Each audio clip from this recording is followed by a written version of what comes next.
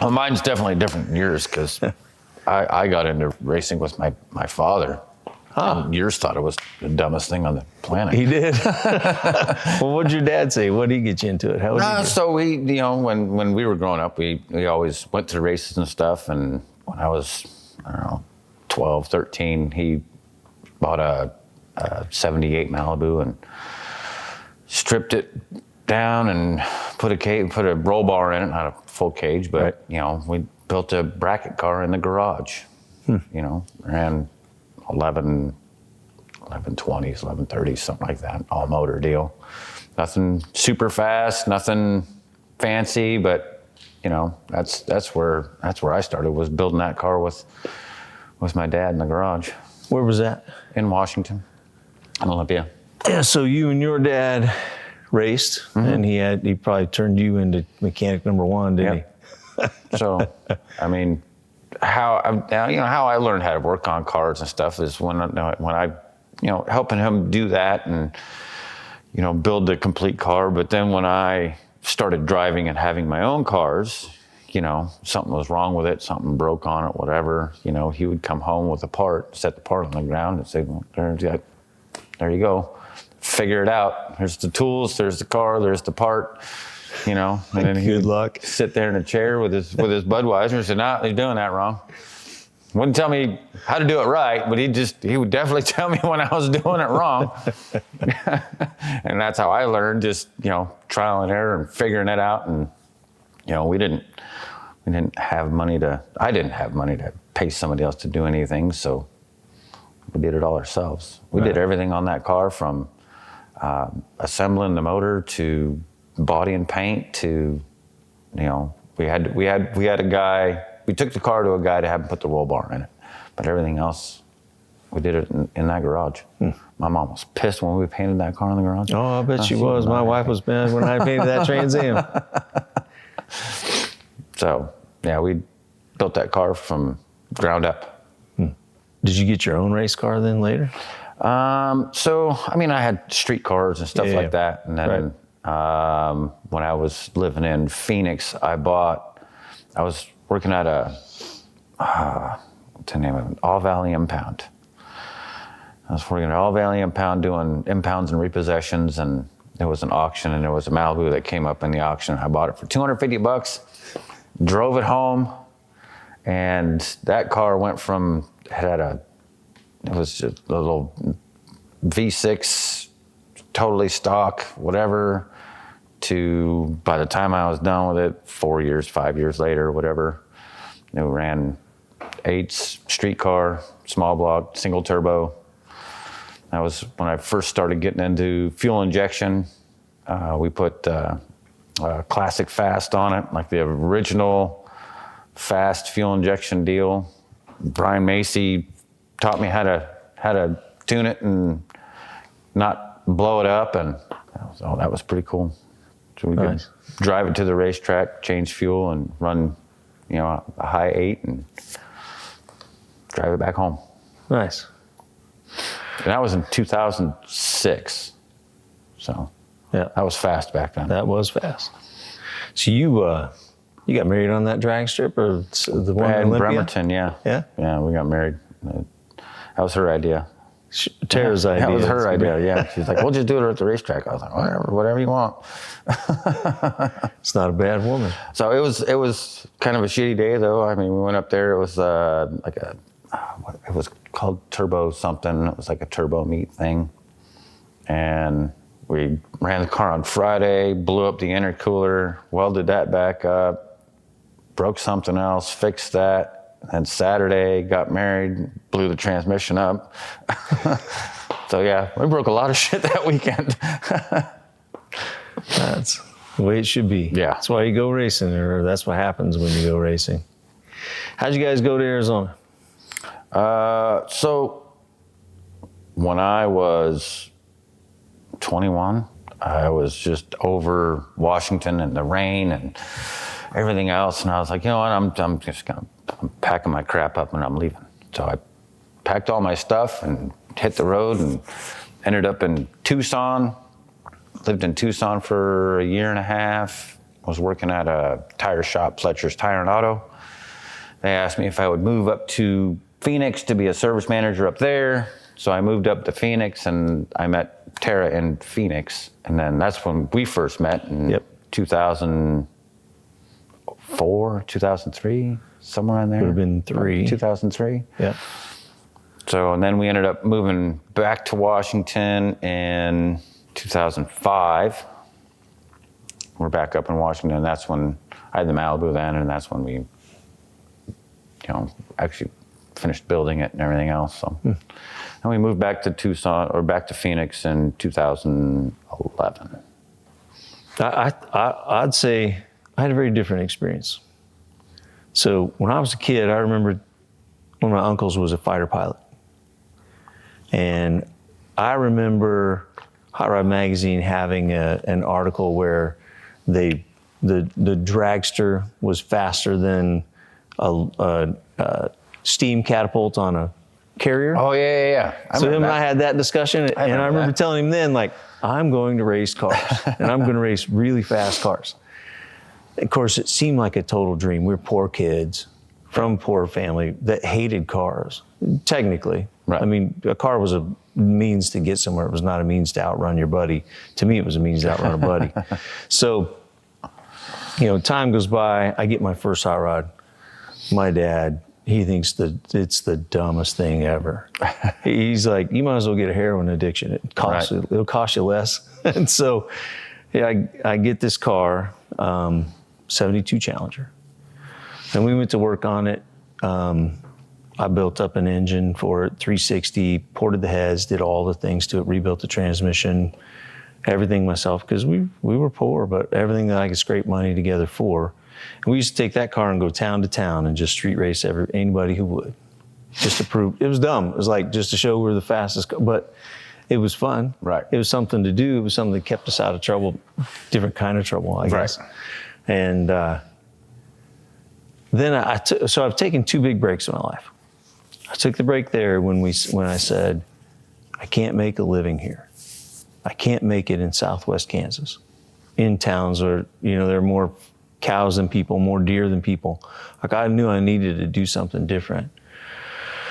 And I just made a big decision to go to Phoenix, and we moved there and lived there for 23 years. But it was hard. And it took me a little while to get out to Phoenix. We were broke. We were starting over. Took a while before I finally got back on my feet. Got to a company called W.W. Williams. Started as a mechanic. Began to rebuild truck engines. I learned how to do that. I learned how to work on big equipment. I learned how to work on mining equipment, that kind of stuff. And it also furthered my career to where once I became a service manager and started making a little bit of money, then I started eyeing, okay, your dreams start coming back. Right. Start making enough money, you're like, okay, I'm going to do this again. And so I remember going home and telling my dad, I said, man, here's what I want to do. I want to build the fastest streetcar in America, and I want to prove it.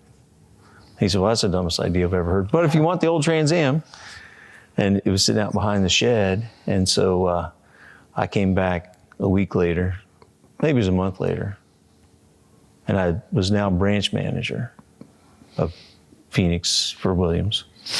Came back, picked up that car, took it out there, and no kidding, when it showed up at my house and I parked it out front, my daughter Racy was embarrassed. She was like, that is the ugliest. It was rusty, it was beat up. She's like, that is the ugliest car. What are you gonna do with that? I don't get it.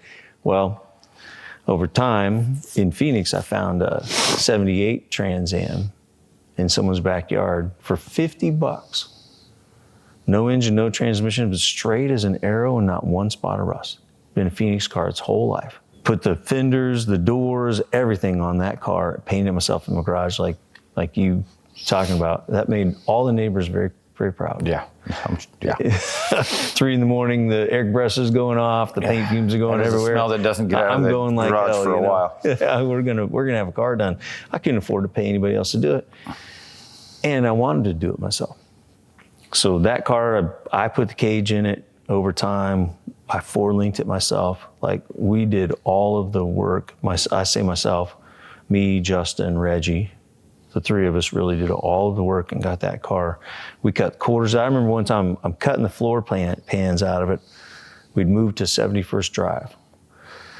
I had now progressed to where I'm in a nice neighborhood in a 4-car garage. And the neighbors were excited about a dude who cut up a car in his garage, and excited not in a positive way. Right. So I'm cutting the floorboard out of this car, and the neighbors are all gathered up in the street, and it all crashes when it falls out. And I go, woohoo, and I hear them, what the hell are you doing? And here they come up the driveway, and they're shocked that I've cut the whole floor out of this car. Like, what are you doing? I said, well, wait till you see it next. Then we put in the frame rails and 4-link and all that kind of stuff. But they used to give me crap about building that car in the garage. But what are you going to do? I mean, they didn't have any choice, not at that time. That car, then we went on, I always wanted it to be a street car. And then when the pump gas thing at that time was a big deal, because they differentiated, I guess, between, if it's a street car, you had to be able to pull up to a pump and fill it. So that's what we did with that car. And by the time we were done, we were the fastest pump gas car in America. And so I went home, had to tell my dad how proud I was of that, and he had no idea, of course. He's like, the what? But actually I say that, and that's not necessarily true. He came to that first pump gas drags out of Memphis, and he had a good time. So he came, every time we went, he came. So it kind of came full circle where he's like, that's the dumbest idea I ever heard, to, hey, that's kind of fun, you know? And he enjoyed the experience. But that led to 2011, when, after you and I had met. I'd gone through some issues, and then had 7 daughters, 4 of which were in high school or college at that time. I just had to stop racing. So we just stopped racing for almost 5 years, I think it was, 4 years, before I started thinking about it again. And of all the crazy things, PRI, I just happened to go one year, and from the internet and from my days of Pontiac racing, I had got to meet Chief online, and we'd called each other a few times. So we arranged to meet with some Pontiac guys at PRI and have dinner, and so I arrange it. It's me, Chief, 2 other guys. Can't even remember to this day. Fulton, and Anderson. So the 4 of us there, we're having dinner, we're talking about getting a car. He's like, man, you got to get one. Just give me ideas. I got my car, his Crow Mod, from Terry Murphy, Kansas City. So I thought, well, I better go see Terry. That was December, early December, because PRI is always early December. There, yeah. The day before Christmas, I just thought, well, I'll just call him, right? And by that time, I had had time to think about what I wanted. So I called Terry Murphy, and I said, hey, I want to build a car. Here's what I would like. And he said, well, what kind of car you want? And I said, well, I think I've decided I want a 1968 Firebird. I want it to be on a Pro Mod chassis, kind of describe what I wanted. And he gets real quiet, and he says, do you like blue? And I said, well, yes, but I guess it's okay, but why do you say that? He said, well, I got one. I said, will you sell it? And he said, well, just went through a divorce. He tells me a story. It was nice. It wasn't built, it was built to do drag week. Drag and drive stuff. Yeah, not No Prep Kings, not, what we were going to do to it, of course. But I didn't know that at the time either. So we get in the car after looking at this car, and Melody said, hey, what do you think? That's a really nice car. And I said, yeah, I don't think that's the right car. So why not? And I said, it's too nice. Here's what's going to happen. Tire's going to rub the fender or something. I'm going to cut the fender off because we're going racing. And that car is too nice. Went home, thought about it for a week, then called him back because, you can't get a car built. If it's already built, you're a year ahead. Yeah. So I called him back. At least now. Yep. Now you're 2 years ahead. Now you're 2 years. Because of Street Outlaws, everyone wants to build a race car. So I went back and bought that car, and that's how High Voltage came into our existence. It's how we got back into No Prep King, street racing with big tires, all that kind of stuff was that. And before I had left Williams, moved to Kansas City, that's how this process had gone. then began saying to you, hey, you need to come on over. Yeah. Because I know you're just being treated like a number. And you're like, yeah. And then you quit and went to work for RDO. And somehow within like 3 days, you found out and were messaging me, hey, where are you working? Not Williams? Yeah. Yeah. Well, you know, I think, well, one, I wanted to be tuned in. Number two, I wanted you to come over. Yeah. Like you meet a few people in life where you're like, that guy knows some stuff, that guy can do some things, and I don't have to tell him what to do. Like, you just give him a challenge and he's going to take it on. You were one of those guys I saw that in. And so I was eager to have you over here helping us build this company.